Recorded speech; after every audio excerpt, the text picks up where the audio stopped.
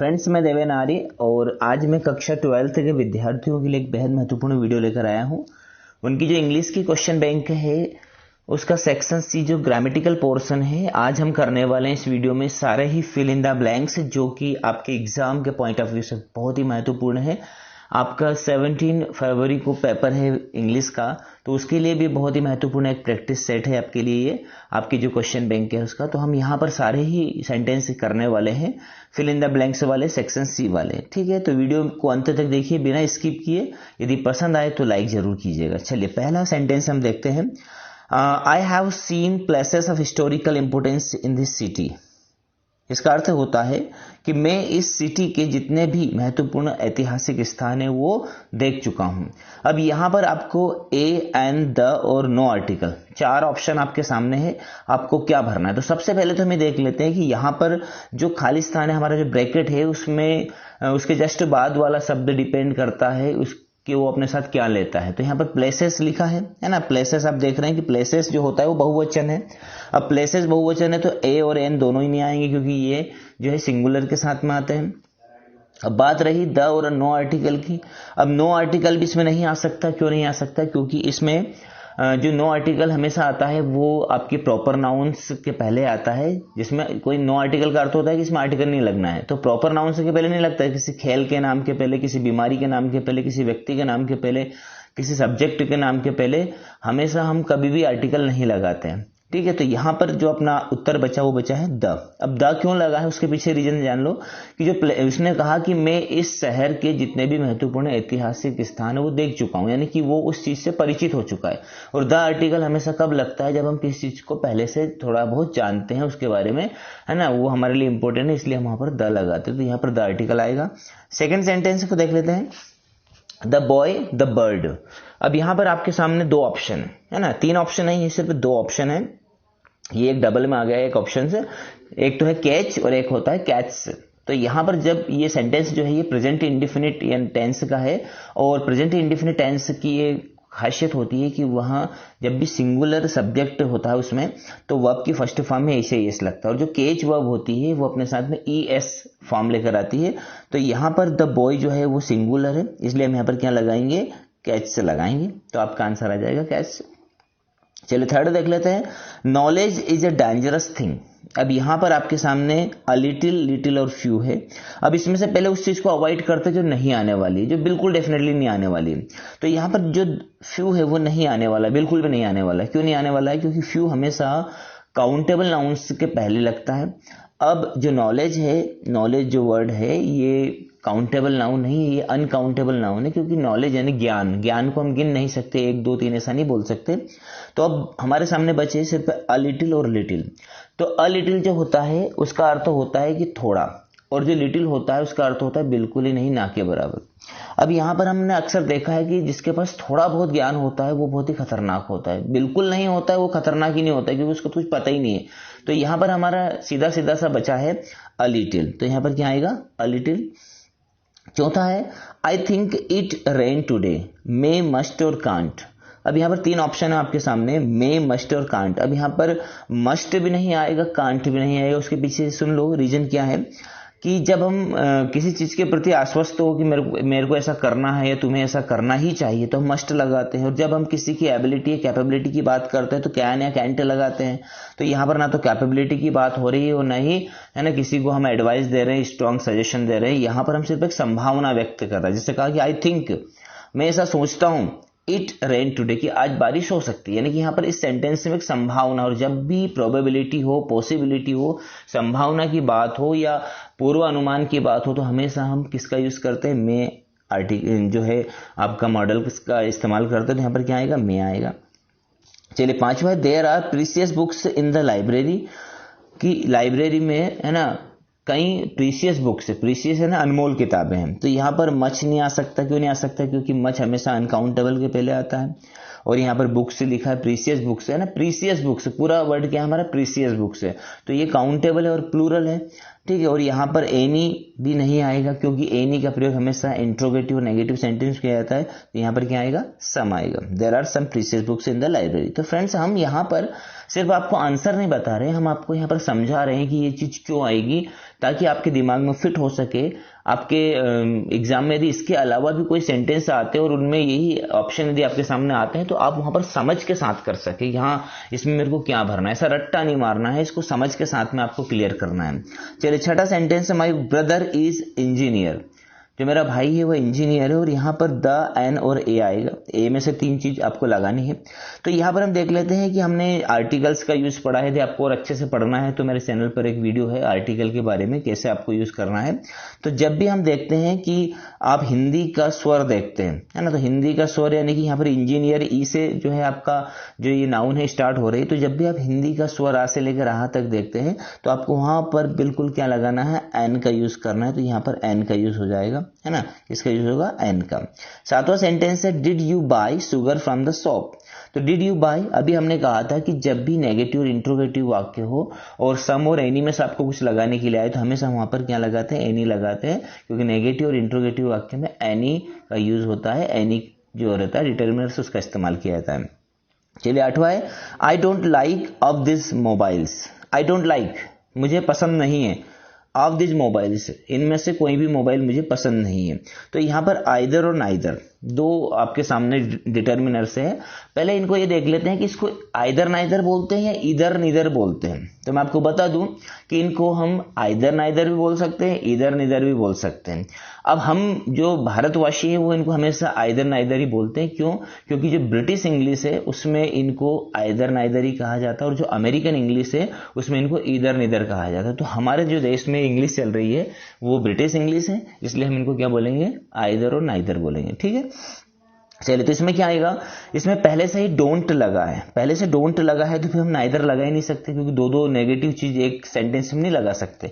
तो डेफिनेटली यहां पर क्या आएगा, I don't like either of this mobile, मुझे इन दोनों में से कोई सा भी मोबाइल पसंद नहीं। जब ऑप्शन चॉइस की बात हो कि दोनों में से, है ना, ये भी नहीं और ये भी नहीं, है ना, या तो ये या ये, इस प्रकार की जब आपके सामने कंडीशन हो तो आप आइदर का इस्तेमाल करते हैं, और जब आपके सामने कंडीशन हो कि ये भी नहीं और ये भी नहीं, दोनों को ही आप रिजेक्ट करते हो, तो आप नाइदर का यूज करते हैं। तो यहां पर क्या आएगा, आइदर आएगा।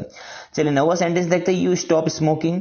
तो यहां पर, है ना, जब आप किसी से जो है किसी को एडवाइस देते हैं, किसी को सलाह देते हैं, तो हम हमेशा शुड का यूज करते हैं, शुड मॉडल्स का यूज करते हैं। तो यहां पर क्या आएगा, शुड आएगा, ठीक है।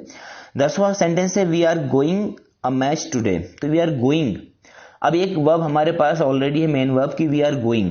अब एक वर्ब यदि हमको और लगाना है तो हमको उसके पहले हमेशा इन्फिनिटिव वर्ब का यूज करना पड़ेगा, उसके पहले टू लगाना पड़ेगा। तो यहां पर क्या आएगा, टू लगा हुआ आएगा, तो टू प्लेस में आएगा, ठीक है। चलिए, 11वां सेंटेंस है, my friend lives new Delhi. तो यहां पर इन, एट और इन टू। अब यहां पर एट जो है छोटे स्थान के लिए, है ना, या किसी टाइम के लिए यूज होता है, तो छोटा स्थान यहाँ पर नहीं, नई दिल्ली छोटा स्थान नहीं है। आपका रेलवे स्टेशन, प्लेटफॉर्म, इस प्रकार की चीजें आती है, उनके लिए हम एट का इस्तेमाल करते हैं। अब आपके सामने 2 चीज बची है, इन का इस्तेमाल करें, इनटू का इस्तेमाल करें। तो इनटू का इस्तेमाल हमेशा कब होता है, जब आप जो है किसी गति में हो, आपकी वर्ब मोशन में हो, है ना, कि आप नदी में कूद रहे हैं, है ना, बिल्ली चूहे के ऊपर कूद गई, इस प्रकार के सेंटेंस आते हैं, इसमें जो है गतिशीलता के बारे में बात होती है, तो वहां पर इनटू का यूज करते हैं। लेकिन यहाँ पर सिर्फ ये है कि मेरा जो दोस्त है वो दिल्ली में रहता है, दिल्ली में रहता है, यानी सिर्फ यहां पर क्या आएगा, इन का यूज होगा। 12वां है, work hard lest you fail. Lest वाला सेंटेंस हमेशा याद रखना आप अपने साथ, शुड लेकर ही चलता है, बस ये जोड़ा होता है, बस आपको इसको ये समझ लो कि लेस्ट और शुड का जोड़ा होता है। इसका अर्थ भी समझ लो कि वर्क हार्ड, मेहनत करो, लेस्ट यू शुड फेल, ऐसा ना हो कि तुम फेल हो जाओ, ठीक है। चलिए, 13वां है, Ram prefers milk tea. Ram जो है वो मिल्क को प्रेफर करता है टी की बजाय, यानी टी लेने की बजाय, चाय पीने की बजाय वो दूध पीना पसंद करता है। तो यहां पर जो है एट तो आ ही नहीं सकता, है ना, एट का यूज तो हमने कहा स्थानों के लिए और समय के लिए होता है, निश्चित, है ना, समय के लिए। अब बचा आपके सामने टू और देन। तो यहां पर टू और देन में से क्या यूज करोगे आप, जब, अब मैं आपको बता दूं, एक बहुत ही, है ना, मोस्ट आईएमपी पॉइंट है ये, आप याद रखना हमेशा, कि जब भी 2 इंसानों के बीच में कंपैरिजन होता है, है ना, लिविंग थिंग्स के बीच में कंपैरिजन होता है तो आप देन का यूज करेंगे, और जब नॉन लिविंग थिंग्स के बीच में कंपैरिजन होता है तो आप हमेशा टू का यूज करेंगे। तो यहाँ पर मिल्क और टी जो है वो नॉन लिविंग है, तो यहाँ पर किसका यूज करेंगे, टू का यूज करेंगे, तो टू आपका सही रहेगा। मिस्टर डेविड इज यूरोपियन, तो यहाँ पर अभी जब आपने आर्टिकल पढ़ा हो तो ये जो ई है ये इंग्लिश में तो है ना वोवल है, स्वर है, लेकिन जब हम इसको हिंदी में है ना यहाँ पर EU आया है, यानी इसका अर्थ होता है यूरोपियन। तो यूरोपियन यानी कि अभी हमने कहा था कि आ से लेकर आह तक जब आता है तो आप एन का यूज करेंगे, लेकिन जब का से लेकर ज्ञानी तक जो कंसोनेंट आते हैं, व्यंजन आते हैं, तो आप किसका यूज करेंगे, ए का यूज करेंगे। तो यहाँ पर हम किसका यूज करेंगे, mister David is a European, है ना, मिस्टर डेविड जो है वो एक यूरोपियन है। तो ये आर्टिकल का यूज वाला सेंटेंस था। चलिए आगे बात करते हैं। सेंटेंस नंबर आपका 15 है, आई हैव फ्रेंड्स। अब यहाँ पर मच और मेनी दिया है, तो मच का इस्तेमाल हमेशा अनकाउंटेबल नाउन्स के पहले होता है और मेनी का इस्तेमाल हमेशा काउंटेबल नाउन्स के पहले होता है। तो काउंटेबल नाउन्स का ही प्लूरल बनता है, अनकाउंटेबल का तो बनता ही नहीं है। तो जब यहाँ पर प्लूरल है यानी कि डेफिनेटली ये कैसी नाउन है, काउंटेबल नाउन है, तो यहाँ पर किसका यूज होगा, मेनी का होगा। Ramayana is a sacred book, article के यूज में हमने पढ़ा है कि पवित्र जो ग्रंथ होते हैं, धार्मिक पुस्तकें होती है, उनके पहले हमेशा हम किसका यूज करते हैं, द आर्टिकल का यूज करते हैं। तो यहाँ पर द रामायण आएगा।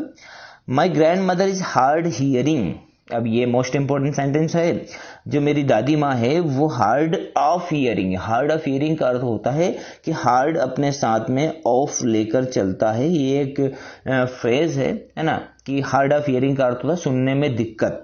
तो हार्ड जब भी आप देखते हो हार्ड ऑफ ही आएगा उसके साथ में, हार्ड ऑफ हियरिंग, ठीक है।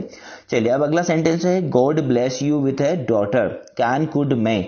अब यहाँ पर हम बात करते हैं जब भी हम किसी को ब्लेसिंग देते हैं, है ना, कि भगवान तुम्हारा भला करे, तो हम हमेशा ब्लेसिंग के लिए मे का यूज करते हैं जब उसको आशीर्वाद देने का नंबर आता है। और उसमें आप एक एक्सक्लेमेटरी मार्क्स देखते ही हैं, है ना, ये जो निशान देख रहे हैं आप यहाँ पर यू के जस्ट बाद में आया है, इसमें हम इस निशान को देख के समझ जाते हैं कि ये क्या है, कि एक जो है ऑप्टेटिव सेंटेंस, ऑप्टेटिव यानी कि जिसमें कुछ उम्मीद की जाए कि भगवान ऐसा हो जाए वैसा हो जाए, इस प्रकार के सेंटेंस होते हैं। तो इसमें हम किसका यूज करेंगे, यहाँ पर मे का यूज करेंगे। चलिए सेंटेंस 19वां है, द बिल्डिंग हैज डाउन, तो the building has fallen down. अब यहाँ पर हैज लगा है यानी कि जो वर्ब है उसकी थर्ड फॉर्म आएगी, ठीक है।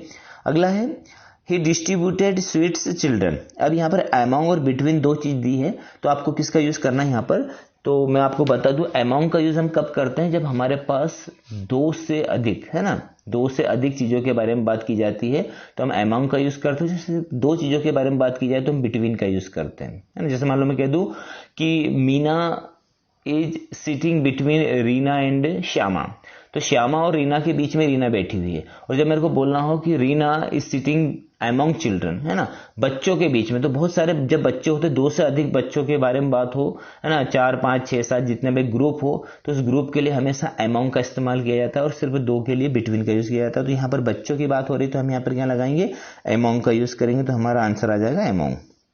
चलिए 21वां सेंटेंस है, हर सोल रेस्ट इन पीस। तो यहां पर भी कैसी बात हो रही है कि उसकी आत्मा को शांति मिले। तो यहां पर भी क्या है, हम किसी के लिए कुछ ना कुछ मांग रहे हैं, दुआ मांग रहे हैं, बस दुआ मांग रहे हैं। तो यहां पर किसका यूज होगा, मे का यूज होगा। They apologised the old lady for a to. अब यहां पर वेरी इंपॉर्टेंट सेंटेंस ध्यान रखना, अपोलोजाइज्ड जो एक वर्ब है ये अपने साथ में जो है टू को लेकर चलता है ना, टू को भी लेकर चलता है, फो को भी लेकर चलता है। अब यहां पर टू कब आता है, फो कब आता है, इसके बारे में सुन लो कि जब हम किसी इंसान के बारे में बात करते हैं, है ना, जब हम किसी इंसान से माफी मांगने के बारे में बात करें कि वो जो है अपोलोजाइज्ड है ना, माफी मांगना, तो इंसान से जब हम माफी मांगते हैं तो हम टू का यूज करते हैं। जब हम वस्तुओं, है ना, जैसे कोई गलती हो जाती है, हमारे हाथ कोई मिस्टेक हो जाती है, तो दे अपोलोजाइज्ड, है ना, फॉर दिस मिस्टेक, है ना, यदि फॉर दिस एक्सीडेंट, यदि ऐसा आ जाता है कि इस एक्सीडेंट के लिए वो बहुत ही जो है क्षमा प्रार्थी है, तो क्षमा प्रार्थी है किसके लिए, एक्सीडेंट के लिए, किसी घटना के लिए। तो जब किसी घटना, दुर्घटना, कोई गलती आपके हाथ हो जाती है और उसमें अपोलोजाइज का यूज किया जाता है तो वहां पर हम फॉर लगाते हैं। और जब किसी इंसान के प्रति आप क्षमा प्रार्थी होते हैं तो फिर आप इसका यूज करते हैं, टू का यूज करते हैं। तो यहां पर क्या आएगा, टू आएगा। आपके जो आंसर दिया है आपकी क्वेश्चन बैंक में तो शायद 4 दिया है, लेकिन यहां पर 2 आएगा, ठीक है। चलिए 23वां सेंटेंस है, I did not find there. तो आई डिड नॉट फाइंड, अब यहाँ पर नो वन नहीं आएगा। नो वन क्यों नहीं आ सकता नो वन? क्योंकि इसमें पहले से ही क्या लगा है, डिड नॉट लगा है। तो जब नॉट वाला चीज पहले से लगी है तो उसमें डबल नॉट नहीं कर सकते। तो I did not find anyone there, मैंने वहां पर किसी को नहीं पाया, तो यहाँ पर क्या आएगा, एनी वन आएगा। चलिए 24वां sentence, she doesn't have friends to help her. She doesn't have, उसके नहीं है फ्रेंड्स टू हेल्प हर, उसकी मदद के लिए उसके, है ना, उसका कोई भी फ्रेंड नहीं है। तो यहां पर मच तो आ नहीं सकता। क्यों नहीं आ सकता? क्योंकि मच का इस्तेमाल हमने अभी देखा था अनकाउंटेबल के पहले होता है। अब आपके सामने दो ऑप्शन है, मेनी लगाइए, एनी लगाइए। आपको लगाना क्या है, आपको एनी लगाना है। एनी क्यों लगाना है? क्योंकि आपका सेंटेंस की कंडीशन ये है कि आपका सेंटेंस नेगेटिव है। और जब भी हम बात करते हैं कि मेरे पास कोई भी दोस्त नहीं है, मेरे पास कोई भी रास्ता नहीं, मेरे पास कोई भी समाधान नहीं है, तो हम एनी लगाते हैं। मैं ऐसा कहूं कि मेरे पास कई समाधान है ना, तो आप मेनी लगाएंगे। लेकिन यहाँ पर बात हो रही कि कोई भी नहीं है, तो कोई के लिए हम हमेशा किसका यूज करते हैं, एनी का ही यूज करते हैं। चलिए 25वां सेंटेंस देख लेते हैं, you to go to Mumbai tomorrow to attend the meeting. तो 25वें सेंटेंस में क्या आएगा, यू विल हैव, यानी कि आपको कल मुंबई जाना ही पड़ेगा मीटिंग को अटेंड करने के लिए, है ना। जाना चाहिए नहीं, यहां पर है कि जाना ही पड़ेगा। तो you will have to go to Mumbai tomorrow to attend the meeting, तो इसमें क्या आएगा, विल हैव। ठीक है। चलिए I am not anxious my exams, मैं अपनी परीक्षाओं के बारे में चिंतित नहीं हूं, है ना। परीक्षाओं के बारे में, तो बारे में है यानी कि about. Okay. We keep our food in the fridge, हमें अपना फूड जो है खाना फ्रीज में रखते हैं हम। It does not go bad, ताकि वहां खराब ना हो। अब ताकि के लिए आपको पता ही है कि सो दैट यानी कि ताकि ही होता है, तो हम यहाँ पर सिंपली से जो है सो दैट लगा देंगे, क्योंकि आफ्टर यानी बाद में होता है, सिंस एंड चूंकि होता है, आल्दो यानी यद्यपि होता है। तो हम हमारा जो कंडीशन वो ये है कि हम फ्रिज में खाना रखते हैं ताकि वो खराब ना हो, तो सो दैट आएगा इसमें। अगला है 28वां, you not feel sorry for this petty mistake. तो आपको इस छोटी सी, है ना, टुच्ची सी गलती के लिए सॉरी होने की जरूरत नहीं है। तो जरूरत नहीं है यानी कि क्या आएगा, नीड आएगा, है ना। नीड यानी क्या होता है, जरूरत, और जरूरत नहीं यानी कि नीड नॉट। चलिए 29वां sentence, room of this hotel has an AC, यानी कि इस होटल के प्रत्येक रूम में एक एसी लगी हुई है, यानी कि इस होटल का प्रत्येक कमरा एसी युक्त है। तो प्रत्येक के लिए हमेशा आता है इच, है ना, इच यानी कि प्रत्येक। चलिए 30 sentence, he is good in English. अब आपको इसमें इन, ऑफ, एट, ऑन भरना है। तो हमेशा ध्यान रखिएगा, गुड जो होता है, गुड एडजेक्टिव अपने साथ में एट लेकर ही चलता है। तो यहां पर हमारा जो आंसर आएगा, सही आंसर क्या होगा, एट होगा। गुड हमेशा अपने साथ में एट लेकर चलता है। ठीक है। अब इस आगे भी सुन लो ये, है ना। गुड जब किसी सब्जेक्ट की बात हो, है ना, तो हम क्या लगाएंगे, उसमें एट लगाएंगे। लेकिन जब किसी दूसरी चीज के बारे में बात हो, है ना, जैसे कि कोई दूसरा उसके अंदर गुण हो सकता है कि प्लेइंग के बारे में बात हो, तो उसमें हम क्या लगाएंगे, इन लगाएंगे। लेकिन यहाँ पर सब्जेक्ट की बात हो रही, इसलिए हम हमेशा इसमें एट का यूज करते हैं। गुड जो होता है, गुड एडजेक्टिव अपने साथ हमेशा एट प्रीपोजिशन लेकर ही चलता है, बस आप ये ध्यान रखिएगा। चलिए अगला सेंटेंस है 31वां, I do that sum for you. I do that sum, ये सवाल मैं करूंगा, फॉर यू, तुम्हारे लिए। तो करूंगा यानी कि क्या आएगा इसमें, सेल, है ना। सेल यानी यहाँ पर करूंगा, सॉरी, इसमें ये क्वेश्चन मार्क लगा है, तो ये एक इंट्रोगेटिव है। क्या ये सवाल मैं आपके लिए करूंगा, क्या मैं आपके लिए सवाल कर दूं, इस प्रकार से सेंटेंस है। तो इसमें हम हमेशा आई के साथ क्या लगाते हैं, सेल लगाते हैं, विल नहीं लगाते हैं। कैन और मे क्यों नहीं लगाएंगे, तो मे का तो आपको पता ही है। मे का अर्थ ये होता है कि जब हम किसी चीज के प्रति संभावना व्यक्त करते हैं तो मे लगाते हैं, है ना। और जब हम परमिशन के लिए मे लगाते हैं, लेकिन मे अधिकतर फॉर्मल परमिशन में नहीं लगता है, कैन भी लगता है। तो कैन का यूज हम जब किसी की हम, है ना, दूसरी कोई हेल्प करते हैं, तो कैन आई डू, है ना, फॉर यू, इस प्रकार बोलते हैं। लेकिन यहां पर ये आया है सेंटेंस कि क्या मैं आपके लिए कर दूं, है ना। तो क्या मैं आपके लिए कर दूं यानी कि क्या मैं आपके लिए करूंगा, यानी कि ये सेल का यूज यहां पर किया जाएगा। चलिए 32 sentence, no sooner did the boy see the cobra he run away. जैसे ही लड़के ने, है ना, लड़के ने कोबरा जो जहरीला सांप है उसको देखा ही नहीं कि वो भाग गया। तो नो सूनर अपने साथ में हमेशा किसको लेकर चलता है, देन को लेकर चलता है। ये भी एक जोड़ा है, तो आप ध्यान रखिएगा।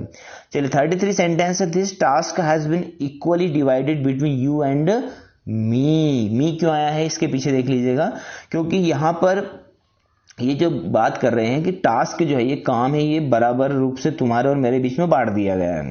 तो तुम्हारे और मेरे, अब यहां पर ऐसा नहीं कि तू और मैं, ऐसा नहीं, तुम्हारे और मेरे। तो यहां पर यू अपने ऑब्जेक्टिव केस में है, तो जो आई है यानी कि जो मी है उसका ऑब्जेक्टिव केस मी होता है, तो इसीलिए यहाँ पर हमने मी लगाया। तो आपको पता है कि पर्सन के 3 केस होते हैं, आई, मी और माई। ठीक है, तो आई अपना सब्जेक्टिव केस होता है, मी ऑब्जेक्टिव केस होता है और माई हमेशा पजेसिव केस होता है। तो यहाँ पर यू का ऑब्जेक्टिव केस आया, इसलिए आई का ऑब्जेक्टिव केस मी होता है, तो मी इसमें आएगा। ठीक है, आगे बढ़ते हैं। When Rohan was a small child, जब रोहन एक छोटा बच्चा था, he spend hours everyday playing marbles in the street, तो वहां कई घंटों तक जो है गली में मार्बल्स यानी अंटिया खेला करता था।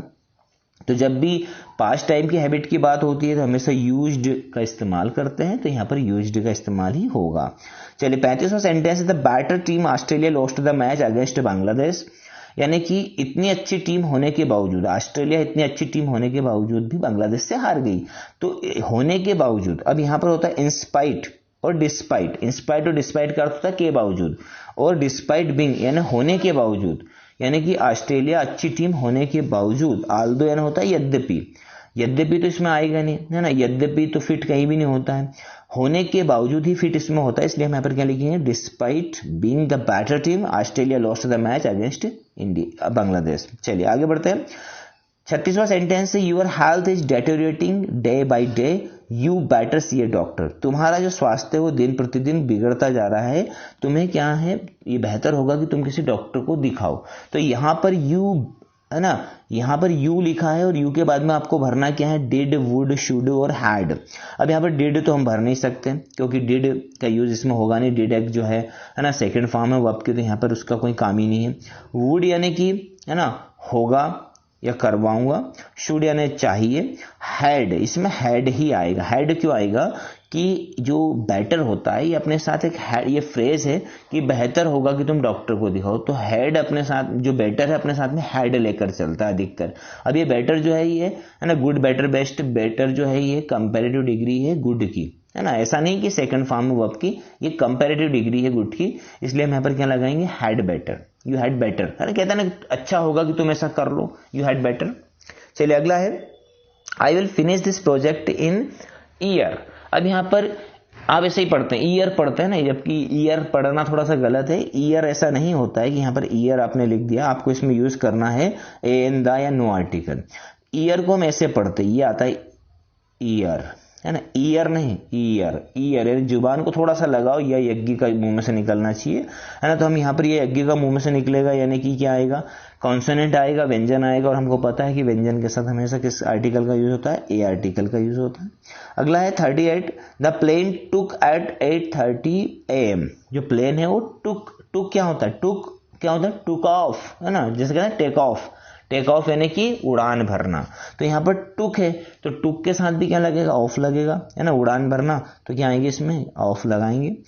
39 है, let the child it is been dark outside, यानी कि बच्चे को है ना आने दो, कहाँ आने दो, अंदर आने दो, क्योंकि बाहर क्या हो रहा है, अंधेरा हो रहा है। तो अंदर के लिए यहाँ पर क्या, थोड़ा सा सेंटेंस को हम समझ लेंगे तो हम आसानी से उसमें प्रीपोजिशन लगा सकते हैं।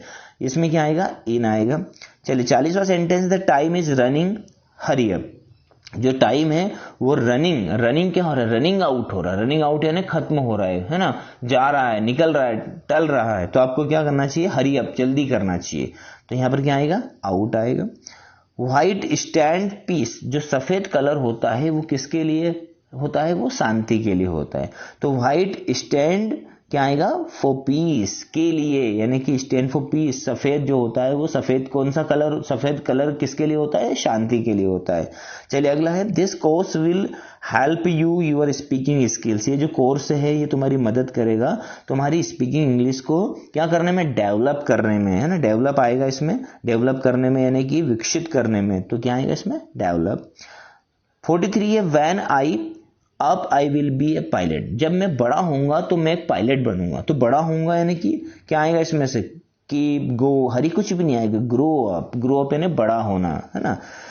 44 है, he wants to get a better and earn more money. He wants to get a better and earn more money. उसको है ना क्या चाहे, वो क्या चाहता है कि एक अच्छा सा जॉब चाहता है ताकि क्या कर सके, वो पैसा कमा सके। तो क्या आएगा इसमें, जॉब आएगा। 45 है, I the piano since the age of 5। मैं 5 साल की उम्र से ही पियानो बजा रहा हूं। तो इसमें क्या आएगा, आई हैव प्लेड। अब यहां पर प्लेड क्यों नहीं आया, प्लेड आता है पास्ट इंडिफिनिट में कि मैंने बजाया 5 साल से, तो गलत हो जाएगा। मैं बजा रहा हूं, है ना, तो यहाँ पर I am playing the piano since, जब सिंस और फॉर लगता है यानी कि उसमें क्या आना चाहिए, हैज हैव आना चाहिए, है ना, तो हैज हैव आया है तो हैव प्लेड हो जाएगा। चलिए 46 सेंटेंस है, वार्निंग यानी चेतावनी है, no entry for strangers this point, अजनबियों के लिए एंट्री नहीं है इस पॉइंट के बाद में, यानी इस जगह के बाद, इस जगह के आगे अजनबी लोग नहीं जा सकते, तो इस नहीं जा सकते यानी इससे परे नहीं जा सकते, परे के लिए क्या आता है, शब्द आता है बियॉन्ड, है ना, बियॉन्ड आएगा। चलिए 47 है, I did it, I was of work. अब यहाँ पर ड्यूरिंग, वाइल, सिंस, हावेवर आएगा, इसमें से क्या आना चाहिए। अब यहाँ पर इसमें से आपका जो सही आंसर है आई डिड इट, ये मैंने किया, कब किया, जबकि आई वॉज ऑफ वर्क, मैं ऑफ वर्क था, मैं काम पर नहीं था, तब मैंने ये काम किया है, तो वाइल आएगा। अब ड्यूरिंग क्यों नहीं आएगा, ड्यूरिंग इसलिए नहीं आता है कि ड्यूरिंग के जस्ट बाद में कोई भी आपकी नाउन आना बहुत जरूरी है ना, नाउन आना जरूरी, यहाँ पर नाउन है ही नहीं, है ना। और आपका वाइल कब आता है, वाइल आता है कि जब हम दो काम एक साथ करते हैं, है ना, उस दरमियान, है ना, तो यहाँ पर क्या आएगा, वाइल आता है। 48 है, if you want to avoid another loss, यदि हम कोई दूसरा लॉस अवॉइड करना चाहते हैं, टालना चाहते हैं, तो we should take proactive measure immediately, तो हमें कुछ प्रोएक्टिव मेजर लेने चाहिए तत्काल, तो यहाँ पर क्या आएगा, देन। यदि हम इस लॉस को टालना चाहते हैं तो एक देन का अर्थ होता है, जैसे हमने एक दिन पढ़ा था नो सूनर देन में, है ना, ये वाला देन THAN, और एक दिन का अर्थ होता है तो, यदि हम ऐसा करना चाहते हैं तो THEN जब भी आता है यानी हम अगली चीज के बारे में बात कर रहे हैं, ठीक है, तो यहाँ पर क्या आएगा, देन। चलिए 49 सेंटेंस है, you should go to bed soon, तुम्हें you should go to bed soon, जल्दी से, है ना, बिस्तर पर जाना चाहिए, सो जाना चाहिए। We have to rise early tomorrow, क्यों, क्योंकि हमें सुबह जल्दी उठना है, तो हम यहाँ पर क्या लगाएंगे, चूंकि, है ना, आल्दो यानी यद्यपि होता है, एज यानी कि चूंकि, बट यानी लेकिन, अनलेस यानी यदि नहीं, तो you should go to bed soon, तुम्हें जल्दी सो जाना चाहिए, क्योंकि we have to rise early tomorrow, हमें सुबह जल्दी उठना है ना, इसलिए एज, है ना, चूंकि। चलिए 50 लास्ट सेंटेंस है, the questions are on page 194, तो द क्वेश्चंस आंसर्ड, है ना, तो ये तो गलत हो जाएगा, आंसर्ड नहीं आ सकता क्योंकि आर लगा है। आंसरिंग, है ना, तो आंसरिंग यदि आर पहले होता तो फिर आंसरिंग बोल सकते थे, और ये आंसर से भी नहीं आ सकता, आंसर से भी नहीं आ सकता क्योंकि क्वेश्चन एंड आंसर एंड लगा होना चाहिए बीच में, तो क्या आना चाहिए, to be answered, the questions to be answered are on page 194। तो फ्रेंड्स ये आपके सारे सेंटेंस मैंने एक एक करके आपको एक्सप्लेन करवाए, जितना हो सकता था उतना आपको समझाने की कोशिश की। यदि आपको इस वीडियो से थोड़ा बहुत भी आपको लगता है कि आपको थोड़ा फायदा पहुंचा है, आपका कुछ ज्ञान वृद्धि हुई है इंग्लिश में, प्रीपोजिशंस के बारे में, आर्टिकल के बारे में, तो आप प्लीज इस वीडियो को लाइक कीजिएगा, दोस्तों का शेयर कीजिएगा ताकि सबको इसका लाभ मिल सके। और इसी प्रकार के महत्वपूर्ण वीडियो यदि आपको देखना है, आपके एग्जाम की तैयारी करनी है, 17 तारीख को आपका पेपर है, तो आप इस चैनल को सब्सक्राइब कर ले और सारे वीडियो, है ना, जरूर देखिए, बेल आइकन को प्रेस कर दे ताकि जब भी मैं नया वीडियो बनाऊं तो आपके पास नोटिफिकेशन आ जाए। Thank you very much for watching my video. बिना स्किप किए वीडियो देखने के लिए बहुत बहुत धन्यवाद। Thank you.